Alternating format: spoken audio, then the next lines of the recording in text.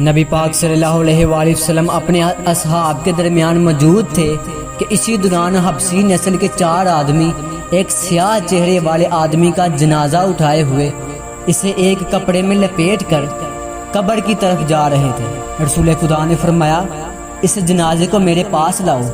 جب وہ جنازہ آپ کے پاس لائے اور آپ کے سامنے جنازے کو زمین پر رکھا اور اس کے چہرے سے کپڑا ہٹایا اور پھر مولا علیہ السلام سے فرمایا، یا علی، یہ شخص وہی آل نجار کا غلام ریا ہے۔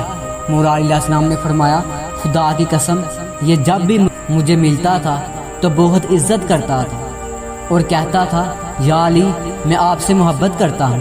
اس کے بعد رسول خدا صلی اللہ علیہ وآلہ وسلم نے حکم دیا کہ اسے غسل دیا جائے۔ نبی پاک صلی اللہ علیہ وآلہ وسلم نے اپنے ایک لباس میں اسے کفن دیا اور مسلمانوں کے ساتھ اس کی قبر تک جنازے کے لیے آئے۔ لوگوں نے آسمان سے آوازوں کو سنا۔ رسول خدا نے فرمایا، فرشتوں کے 70,000 گروہوں نے اس کے جنازے میں شرکت کی اور ہر گروہ کی تعداد 70,000 تھی۔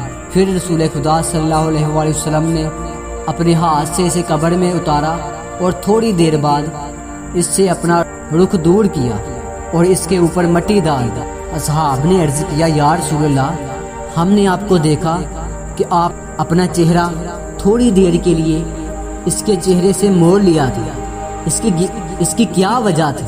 نبی پاک صلی اللہ علیہ وآلہ وسلم نے فرمایا، کیونکہ یہ خدا کا فرما بردار بندہ اس دنیا سے پیاسا گیا تھا۔ اس کی جنتی بیویاں یعنی حوریں اس کے لیے بہشت کا پانی لائی تھی، کیونکہ وہ غیرت مند تھا۔ میں نے پسند نہ کیا اس کی اتنی بیویوں کو دیکھ کر اسے غم زدہ کرا، اس لیے تھوڑی دیر کے لیے میں نے منہ موڑ لیا۔